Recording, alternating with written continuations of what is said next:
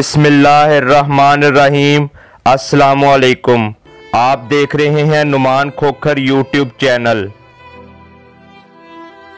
سن 2002 میں روس کے دارالحکومت ماسکو میں پیدا ہونے والا عبداللہ عام نوجوانوں کی طرح دل میں کئی خواب سجائے زندگی کی منزلیں طے کر رہا تھا۔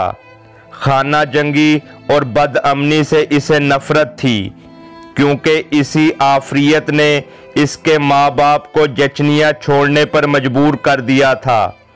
حالات نے عبداللہ کے خاندان کو فرانس کی سرزمین پر پناہ گزین کی حیثیت سے جگہ دلوائی تو اس نے جی لگا کر پڑھنا شروع کر دیا۔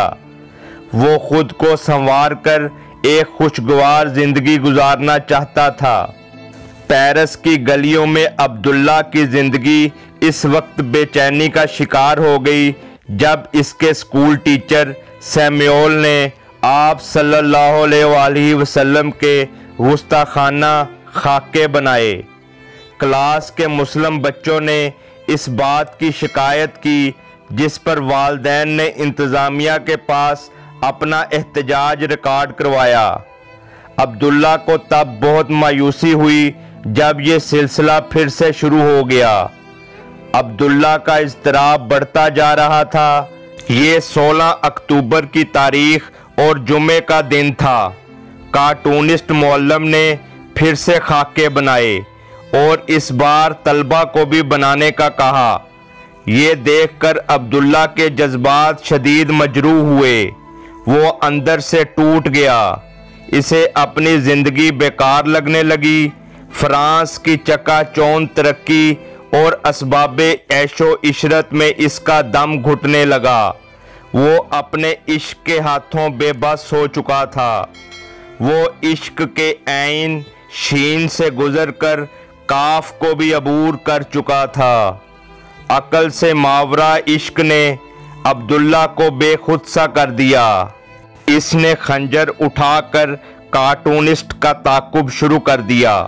شام 5 بجے کے قریب موقع پا کر اس نے سیمیول کی گردن دبوچ لی اور آنن فانن اس کا سر قلم کر کے رکھ دیا۔ اللہ اکبر!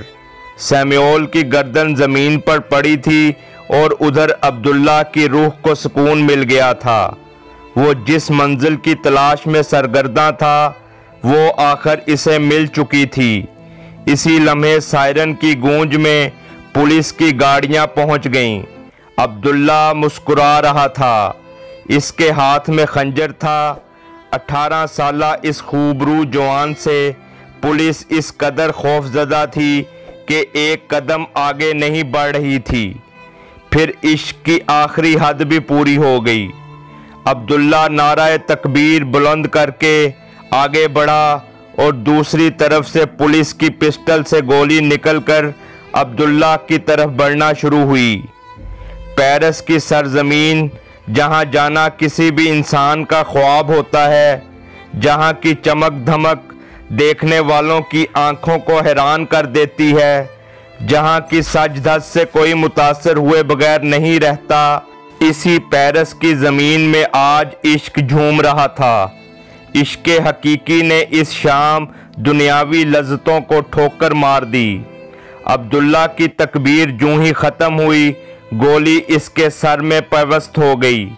شہید کی روح موت سے پہلے نکل جاتی ہے۔ عبداللہ کو موت کی سختی نہیں جھیلنی پڑی۔ عبداللہ کی روح اللہ کی قسم میں کامیاب ہو گیا کی صدا لگا کر جسم سے کوچ کر گئی۔ عبداللہ کا پیغام دنیا کے نام تھا کہ جب تک آزادی اظہار کے نام پر مسلمانوں کی عزیز ترین متاع پر ڈاکے ڈالے جائیں گے، تب تک ہزاروں خوبرو عبداللہ پیرس، جرمنی، امریکہ اور یورپ کی سرزمینوں میں اپنی زندگیاں قربان کرتے رہیں گے۔ غازی علم دین شہید سے لے کر عبداللہ شہید تک کی تاریخ اس بات کی کھلی گواہی ہے۔ May Allah bless him. آمین۔